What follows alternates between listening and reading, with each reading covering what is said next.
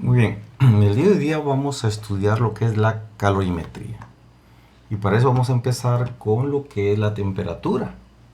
Muchas veces se confunde que la temperatura es calor o que la temperatura mide el calor y eso no es cierto. ¿Qué es lo que mide la temperatura? Pues la temperatura lo que mide es la agitación molecular de los cuerpos. Si nosotros tenemos un cuerpo, por más rígido que parezca, por más duro que parezca, sus moléculas están vibrando. Si su molécula, vamos a suponer que esta es la molécula, vibra muy rápido, es porque tiene una alta temperatura. Si la molécula vibra muy poquito, es porque tiene poca temperatura.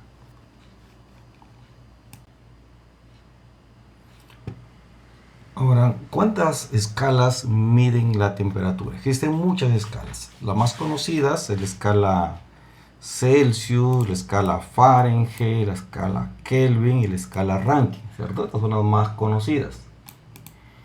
Entre ellas, pues, hay una relación entre la escala Celsius, la escala Fahrenheit, la escala Kelvin y la escala Rankine. Vamos a encontrar esa relación que existen entre ellos. Por acá, fíjense, vamos a hacer un análisis con respecto al punto de fusión, punto de ebullición del agua y el cero absoluto. En el punto de fusión, ¿a qué temperatura, cuando estamos trabajando en la escala Celsius, hierve el agua? A 0 grados, ¿cierto? 0 grados Celsius. ¿A qué temperatura de fusión del agua cuando estamos trabajando en los grados Fahrenheit? A los 32 grados Fahrenheit. En la escala Kelvin, ¿a qué temperatura el agua se congela? A los 273 grados Kelvin. Y en la escala Rankine, a los 492 grados Rankine. Hay que tener en cuenta que en la escala Celsius y en la escala Kelvin, para pasar del punto de fusión del agua al punto de ebullición del agua, hay 100 particiones. Si nosotros pasamos por aquí, por aquí, por aquí, contamos 100 particiones y llegamos al punto de ebullición. De tal manera que aquí el punto de ebullición del agua en la escala Celsius será 100 grados Celsius. En la escala Kelvin igual, hay 100 particiones aquí, 100 particiones. Entonces, para pasar del punto de fusión al punto de ebullición, va a ser igual a 373 grados Kelvin. Mientras que para la escala Fahrenheit y Rankine, para pasar del punto de fusión al punto de ebullición, existe 180 particiones. Entonces aquí 180 particiones. Tienen que contar 32 más 180, dará 212. Y acá 492 más 180 dará 672. Entonces, reemplazamos. Vamos a borrar esto de aquí, las particiones.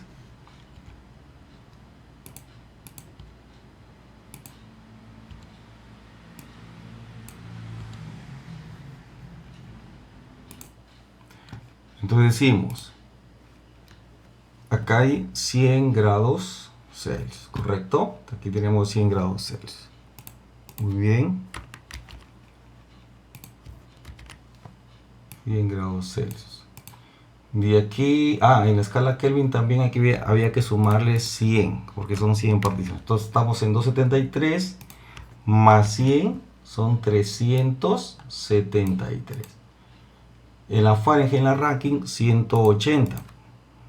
Si estamos en 32 más 180, entonces va a dar 212. Y en Rankine también 492 más 180, entonces aquí va a dar 672. Con respecto para pasar de fusión a ebullición. Hay dos escalas, que es la Kelvin y la escala Rankine, que llamamos escala absoluta. Escala absolutas. ¿Por qué? Porque el cero absoluto, pues para ellos empieza en cero. Significa que ahí la molécula ya no está vibrando. Tiene cero, ya no está vibrando. Por lo tanto, vamos a poner acá para la escala Kelvin, empieza en cero, su cero absoluto. Y para la escala Rankine también su cero, empieza en su cero absoluto. Sin embargo, en la escala Celsius, para llegar al cero absoluto, es a menos 273, ¿no es cierto? Entonces, acá en la escala Celsius, el cero absoluto es menos 273. En la escala Fahrenheit, para llegar al cero absoluto, es en menos 459. Entonces, apréndanse esta tablita, este cuadrito que hemos hecho, y tengan claro punto de fusión, punto de ebullición y el cero absoluto. Ahora, hay que buscar una relación entre la escala Celsius, la escala Fahrenheit, Kelvin y Rankine. Para eso vamos a tomar un punto de referencia de las escalas. Por aquí vamos a ubicar un punto de referencia para la escala Celsius. Un punto de referencia para la escala Fahrenheit. Luego la escala de los grados Kelvin. Y lo otro, la escala Rankine. Listo. Ahora, para encontrar una relación entre estas escalas hay que interpolar. Interpolación no es otra cosa que hacer una diferencia entre otra diferencia, buscar la relación que existen ahí. Y lo que se haga en uno se repite en todos. Por ejemplo, aquí voy a restar grados Celsius menos 0. Voy a restar grados Celsius menos 0. Y luego 100 menos 0. Lo que haga aquí lo repito en los demás. Por acá entonces será grado Fahrenheit menos 32 y 212 menos 32. Por acá será grados Kelvin menos 273 y restar 373 menos 273. Por acá repito lo mismo. Grado Rankine menos 492 y 672 menos 492. Entonces vamos a interpolar, ¿correcto?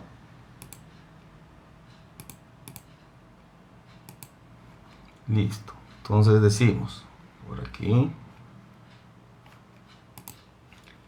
Muy bien. Seguimos interpolando. Entonces decimos grados Celsius menos 0.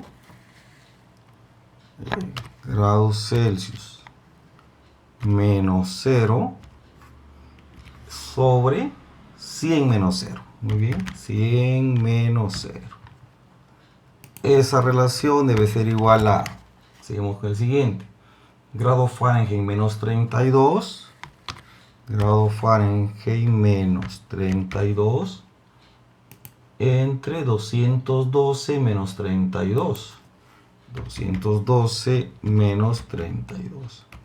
Eso es igual a la relación grados Kelvin menos 273, grados Kelvin menos 273 entre 373 menos 273. 373 menos 273. Ese es igual a la última relación. Podemos ver ahí. Grado Rankine menos 492. Grado Rankine menos 492 entre 672 menos 492. 672 menos 492. Muy bien. Entonces ahora comenzamos a resolver esa parte. Entonces al resolver aquí, pues grado Celsius menos 0, lo voy a dejar por ahora este 0.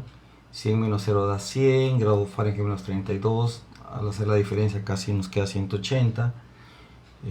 Por acá nos queda 100, y hacer la diferencia nos queda 180. Aquí está claro pues que la relación de los grados Celsius y los grados Kelvin había 100 particiones, y los grados Fahrenheit con los grados Rankine había 180 particiones.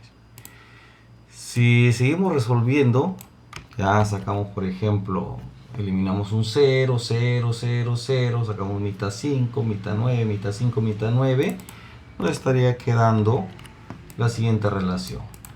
Grados Celsius menos 0 sobre 5, eliminando un 0 y sacando mitad, por acá 9, por acá 5 y por acá 9, ¿no? Repito, eliminando un 0, mitad, eliminando un 0, mitad, eliminando un 0, mitad. Y esta ecuación nos da la relación que existe en escala Celsius con escala Fahrenheit, en escala Kelvin y en escala Rankine. Si yo tengo un valor en escala Celsius, la puedo pasar a grados Fahrenheit, Kelvin o Rankine con esta ecuación.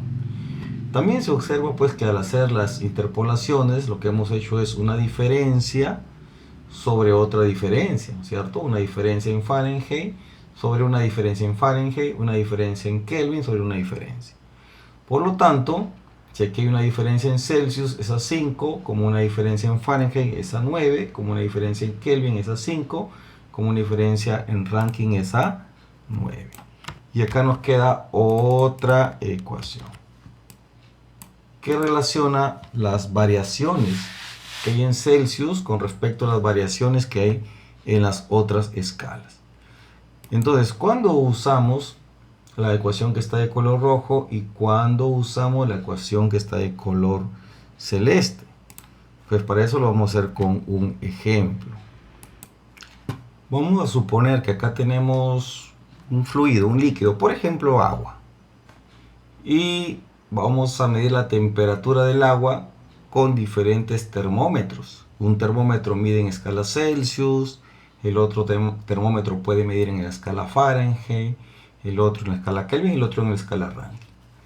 Ya, entonces vamos a suponer que el agua, que sea un fluido que sea el agua, y la temperatura es de 20 grados Celsius. Entonces ponemos el primer termómetro y nos indica que la temperatura es 20 grados Celsius. Cuando ingresamos este termómetro que mide en escala Fahrenheit, la pregunta es ¿cuánta temperatura va a indicar? ¿Cuánta temperatura va a indicar? Entonces para esto aplicamos la ecuación que está de color rojo, ¿ya? Repito, esta ecuación nos permite dar lectura a una cierta temperatura en diferentes escalas. Entonces usamos, por ejemplo, la relación Celsius menos 0, ya quedaría Celsius, es a 5, como Fahrenheit menos 32, es a 9. ¿Listo? Entonces vamos a trabajar con esa ecuación, ponerlo por aquí. Grado Celsius es a 5, como grado Fahrenheit sobre 32 es a 9. Y reemplazamos, pues ¿no? Donde dice Celsius ponemos 20 Celsius es a 5, Fahrenheit menos 32 es a 9. Reemplazamos, nosotros queremos convertir esos 20 grados Celsius, pasarlos a Fahrenheit. Entonces 20 entre 5 da 9. Lo multiplicamos, perdón, 20 entre 5 da 4, lo multiplicamos por 9 y le sumamos 32. ¿Cuánto nos da eso? Nos da 68. Entonces, el termómetro que es en Fahrenheit, lo que va a indicar es una temperatura de 68 grados Fahrenheit. La temperatura es la misma. El agua está ahí, solo que cuando se pone un termómetro que mide en Celsius, indica 20 grados Celsius. Pero cuando pongo un termómetro que mide en Fahrenheit, indica 68 grados Fahrenheit. La temperatura es la misma, solo que se está midiendo con termómetros diferentes. Acá tenemos otro termómetro. Este termómetro mide en grados Kelvin. Entonces, ¿qué temperatura nos dará? Para eso vamos a trabajar con grados Celsius con grados Kelvin. Podríamos usar también esto Fahrenheit menos 32, con Kelvin menos 32 es a 100. Pero más fácil me resulta usar grados Celsius es a 5, como grados Kelvin menos 273 es a 5. Me sería más fácil utilizar eso. Entonces, por acá vamos a convertir los Celsius a Kelvin. Podemos simplificar 5 y 5. Al simplificar ahí, nos estaría quedando, pues, grados Celsius es igual a grados Kelvin menos 273. Como vamos a convertir los 20 grados Celsius, reemplazamos acá 20 grados Celsius es igual a grados Kelvin menos 273. El 273 pasa al otro lado a sumar y nos queda pues que en grados Kelvin es igual a 293. Entonces cuando se pone ese termómetro que mide en grados Kelvin va a estar indicando 293 grados Kelvin. Ahí está. Entonces en Kelvin indica 293. Y cuando ponemos el termómetro que mide en Fahrenheit, perdón, en Rankine, tendríamos que utilizar la relación Celsius es con Rankine, o también podríamos usar la relación de Fahrenheit es con Rankine. Muy bien, entonces vamos a usar, por lo que estamos aprendiendo, vamos a usar la relación grados Celsius a 5 con Rankine es a 9. Al usar esa relación, estaría quedando de esta manera: grados Celsius a 5 como grado Rankine menos 492 es a 9. Reemplazamos aquí el 20, donde está Celsius, C, reemplazamos ahí 20. Estaría quedando 20 entre 5, Rankine menos 492 entre 9. Este 20 entre 5, 4, multiplica por 9 y pasa a sumar 492. Y nos queda que en grado Rankine es igual a 528. Muy bien, entonces la temperatura es la misma, solo que cuando se pone un termómetro que mide en Rankine va a indicar 598 grados Rankine. Entonces esta ecuación que está en rojo es para convertir un valor a grados Celsius, a grados Fahrenheit o a grados Rankine. Ahora, ¿qué sucede si, por ejemplo, esta agua se pone sobre la cocina y comienza a ingresar esta energía llamada calor y comienza a elevar su temperatura el agua? Vamos a suponer que se elevó en 10 grados Celsius. Se elevó la temperatura en 10 grados Celsius. Por lo tanto, el primer termómetro que indicaba 20 grados Celsius, como se elevó 10 grados Celsius, ¿cuánta temperatura va a indicar ahorita? Indicaría 30 grados Celsius, ¿cierto? Va a indicar 30 grados Celsius. Este incremento de temperatura que ha sufrido el agua en grados Celsius, en grado Fahrenheit, ¿será el mismo valor, el mismo incremento? O sea, ¿se habrá elevado en 10?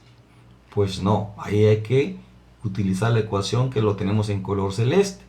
Nosotros vemos que en esta ecuación el incremento en grados Celsius es a 5, como el incremento en grado Fahrenheit es a 9. Entonces vamos a usar esa relación para saber cuánto se incrementa en grado Fahrenheit. Ya usamos esa relación. Entonces reemplazamos. El incremento en grados Celsius es de 10. Entonces va a quedar 10 entre 5. Se multiplica por 9. Correcto. Reemplazarlo ahí. 10. El incremento fue de 10. Es a 5. Como en grado Fahrenheit es a 9. Y nos queda que la variación en Fahrenheit es de 18 grados. Por lo tanto, ¿cuánto estará indicando de temperatura ahorita cuando se elevó 10 grados Celsius? Estaba a 68 más los 18 que se incrementa en Fahrenheit.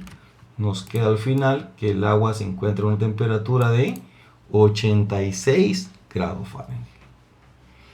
Y así podemos usar en grados Kelvin.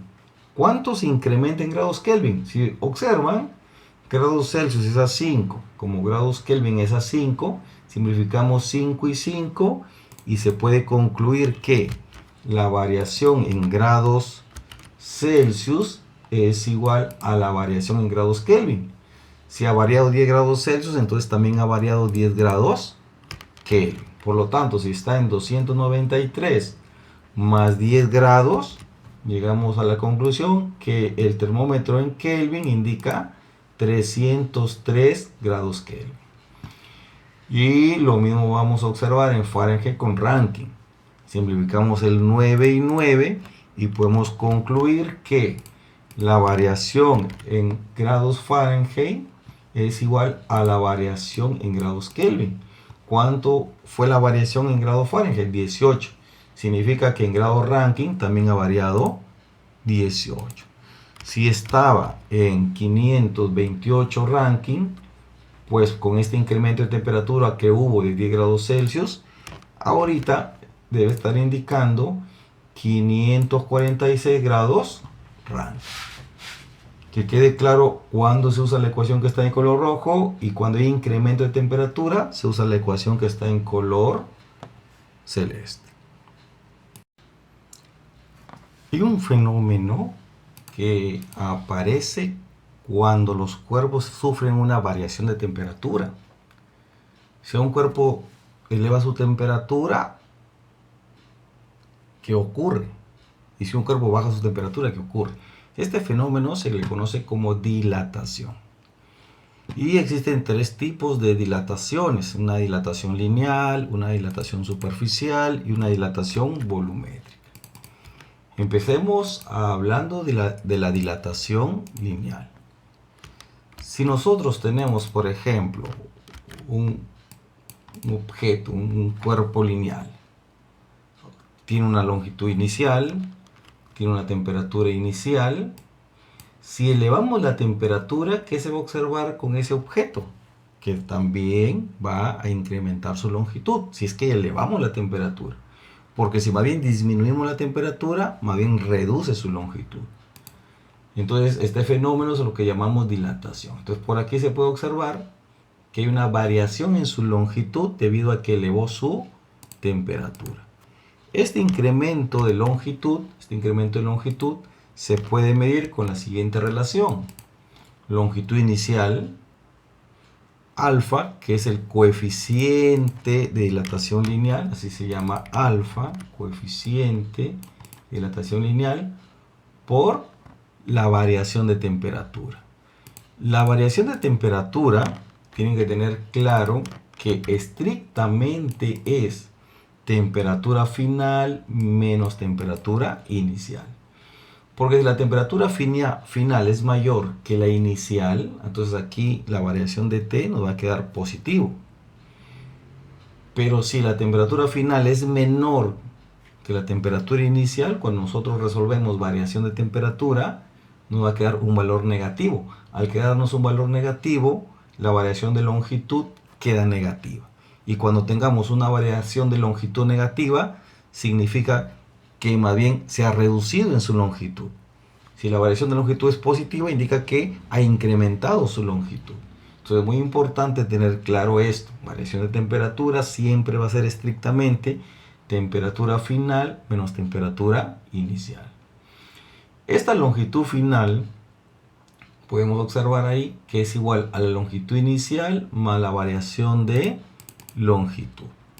Entonces vamos a poner por aquí longitud final va a ser igual a longitud inicial más el incremento de longitud. Y el incremento de longitud es longitud inicial, coeficiente de dilatación lineal por la variación de temperatura. Si reemplazamos, entonces nos queda ahí longitud inicial, coeficiente, variación de temperatura. Factor común, longitud inicial.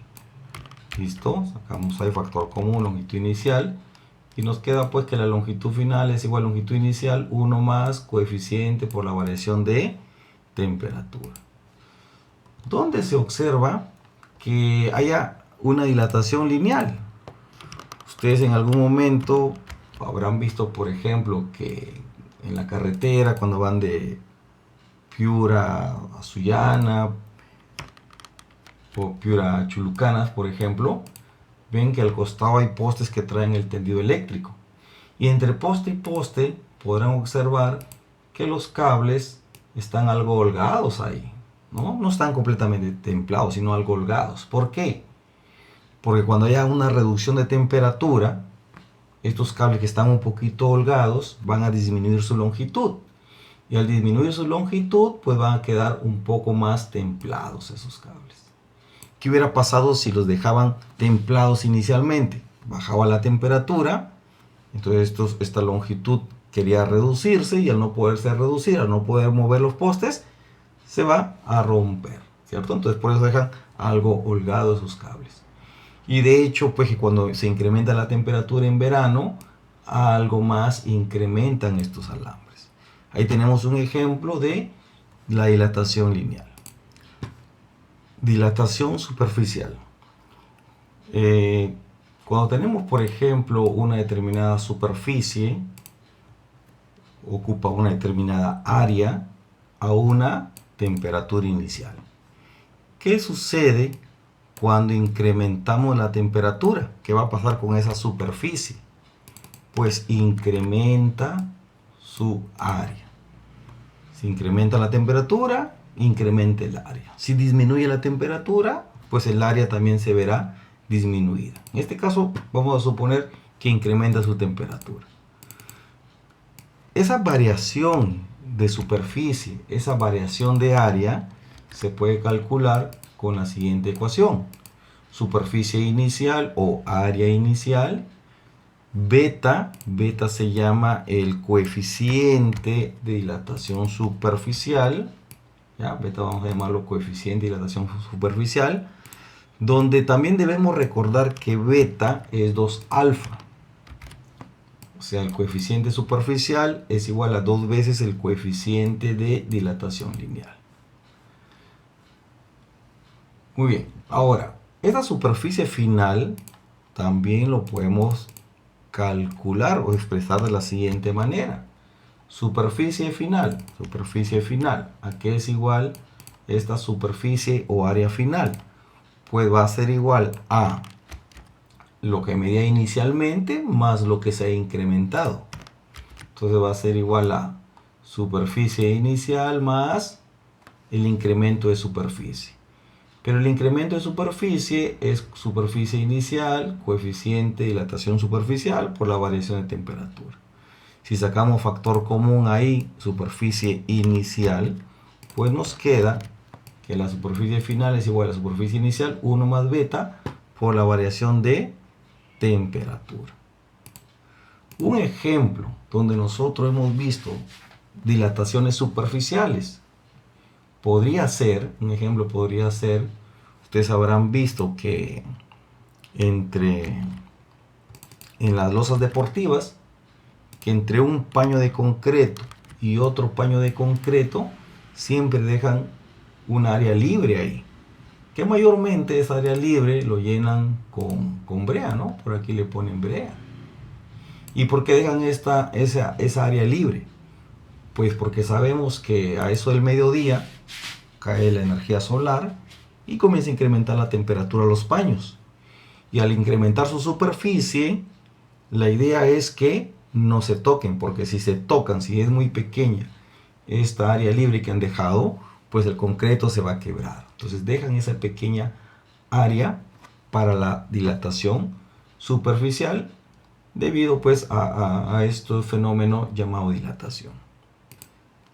La dilatación volumétrica. Si tenemos un cuerpo que ocupa un determinado volumen a una determinada temperatura, decimos un volumen inicial a una temperatura inicial, si incrementamos la temperatura, si aumentamos la temperatura, ¿qué va a pasar con este cuerpo? Pues incrementa su volumen. Va a tener un volumen mayor debido a que aumentamos la temperatura. Caso contrario, si la temperatura más bien disminuye, más bien el volumen también tendría que disminuir. Ese incremento de volumen se puede medir con la siguiente ecuación. Volumen final, incremento de volumen va a ser igual a volumen inicial, gamma, por la variación de temperatura, donde gamma es el coeficiente de dilatación volumétrica, donde gamma se llama el coeficiente de dilatación volumétrica. Y el coeficiente volumétrico va a ser igual a 3 veces el coeficiente lineal. También podemos decir que el volumen final va a ser igual a el volumen que tenía inicialmente más el incremento de volumen. Ya hemos dicho que puede aumentar el volumen o puede disminuir dependiendo del cambio de temperatura. Y el incremento de volumen por acá lo tenemos, es igual al volumen inicial, coeficiente por la variación de temperatura. Si nosotros reemplazamos esto, nos estaría quedando de esta manera, volumen inicial más el incremento de volumen. Podemos sacar factor común, que sería volumen inicial, y nos estaría quedando esta ecuación. Volumen final es igual a volumen inicial, 1 más coeficiente por la variación de temperatura. Si nosotros hacemos un análisis de la densidad, pregunto, ¿la densidad habrá disminuido o habrá aumentado debido a este cambio de temperatura? Por ejemplo, aumentó la temperatura. Si la temperatura aumentó, ¿habrá habido un cambio en su densidad? ¿Sí o no? Claro que sí, porque la densidad, recordemos que la densidad lo que mide es masa sobre volumen. Entonces, si ha habido una variación en su volumen, ha habido una variación en su densidad. ¿La masa habrá cambiado o será la misma? La masa. ¿El cuerpo aquí pesa más o pesa igual cuando estaba aquí? Pues la masa es la misma. Lo único que ha pasado es que la masa se ha expandido, pero no es que ha aumentado de masa. Sigue siendo la misma. Lo que se ha aumentado es el volumen. Por lo tanto, su densidad ha cambiado. Entonces hablaremos de que el cuerpo tiene una densidad inicial, cuando está a una temperatura inicial, tiene una densidad inicial, pero tiene una densidad diferente, una densidad final, cuando su temperatura también ha cambiado, ha variado. Tendrá ahí una densidad final. La masa, hemos dicho que la masa no ha variado. Por lo tanto, densidad inicial, podemos decir aquí, densidad inicial será M sobre volumen. Porque aquí tiene la misma masa y acá tiene la misma masa. Entonces, inicialmente va a ser igual a masa por su volumen inicial. Y su densidad final va a ser igual a la masa, también la masa por su volumen final. Pero nosotros sabemos que el volumen final es igual a volumen inicial, 1 más coeficiente por la variación de temperatura.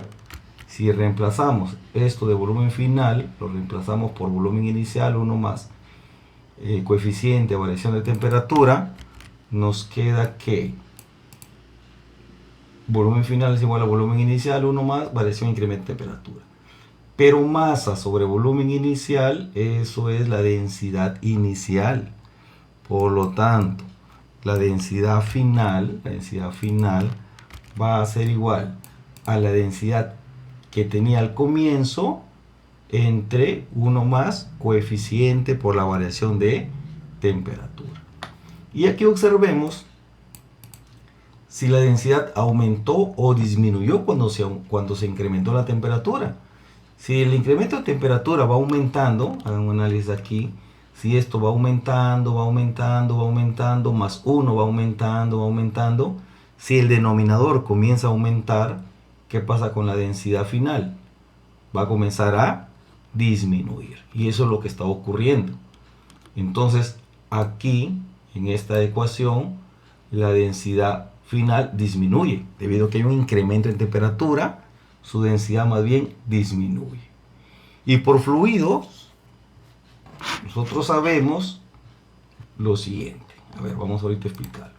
Si tenemos un poco de agua, ¿no? Imagínense ahí que tenemos un poco de agua que se encuentra a una temperatura 20 grados Celsius, por ejemplo. Entonces, si tenemos un poco de agua a 20 grados Celsius, está relativamente fría, y tenemos otra porción de agua que está a 80 grados Celsius, agua caliente, ¿qué sucede si estas dos aguas la mezclamos?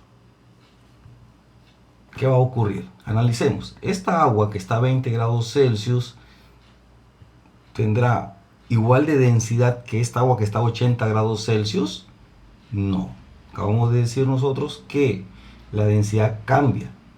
Y si aumenta la temperatura, la densidad disminuye.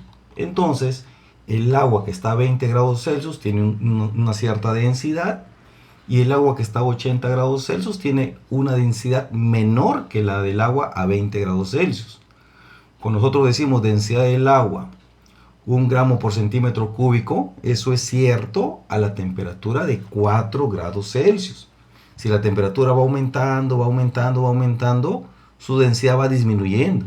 Ya cuando estamos a 80 grados Celsius, 90 grados Celsius, ya la densidad del agua ya no vale 1. Será menor de 1, 0.8 gramos por centímetro cúbico. Es diferente. Entonces, ¿qué sucede si mezclamos el agua fría y el agua caliente? ¿Qué va a ocurrir ahí?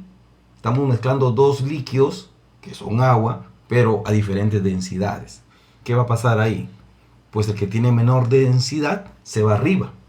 En este caso, ¿quién tiene menor densidad? El agua caliente. Entonces el agua caliente se va arriba y el agua fría se queda abajo. Si nosotros le ponemos un tinte al agua caliente, un tinte de color rojo, por ejemplo, se va a observar que se crea arriba una franja de color rojo y abajo un poco de agua fría. ¿Por qué? Porque tienen diferente densidad inicialmente. Ya pasado un tiempo, pues sabemos que se llega a la temperatura de equilibrio y como todos tienen la misma temperatura, ya todos van a tener el mismo color. Que quede claro entonces esto con respecto que la densidad cambia a medida que está cambiando también su temperatura.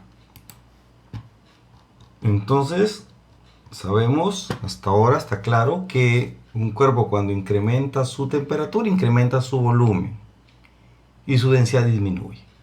Si a un cuerpo le bajamos la temperatura, su volumen también disminuye. Pero hay una sustancia que hace todo lo contrario, que más bien cuando se le aumenta la temperatura, se reduce en volumen. Y cuando disminuye la temperatura, más bien su volumen aumenta. ¿Quién es esa sustancia? El agua.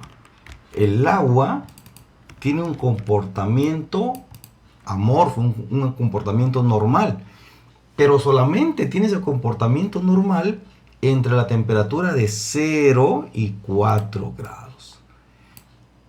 Entonces, en la temperatura de 0 a 4 grados, el agua se comporta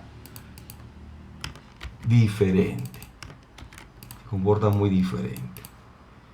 Si a un cuerpo le bajamos temperatura, ¿qué ocurre con su volumen? ¿Aumenta o disminuye? Se hace todo lo contrario. A ver, por acá vamos a dibujar. Si su temperatura disminuye en esta de 0 a 4 grados, ¿qué pasa con su volumen del agua? Con su volumen. Su volumen más bien aumenta, hace todo lo contrario. Ustedes se habrán dado cuenta que cuando ponen una bolsa con agua o una botella con agua, pues ingresa a una temperatura de 20 grados Celsius, ¿cierto? Y luego va disminuyendo, disminuyendo, disminuyendo, hasta que cuando lo ponemos en una refrigeradora, en el fridge, va disminuyendo la temperatura y en algún momento ya se convierte en hielo, bajo a 0 grados. Pero el comportamiento de 4 a 0 grados es inverso, es al revés. Más bien, baja la temperatura, su volumen aumenta. Y ustedes habrán visto que en las botellas de agua se hinchan más bien, porque tiene ese comportamiento anormal. ¿Ya? Repito. Entonces, de 0 a 4 grados, el agua tiene un comportamiento normal, donde si más bien la temperatura disminuye, su volumen aumenta. ¿Y qué pasa con su densidad? Más bien su densidad disminuye. Es por eso que el hielo flota, porque su densidad es menor, flota sobre el agua. Cuando ustedes van a la refrigeradora, abren el freezer y encuentran un poco de hielo y un poco de agua en estado líquido, se habrán dado cuenta que el hielo flota. Y eso es porque la densidad del hielo es menor que la densidad del agua en estado líquido.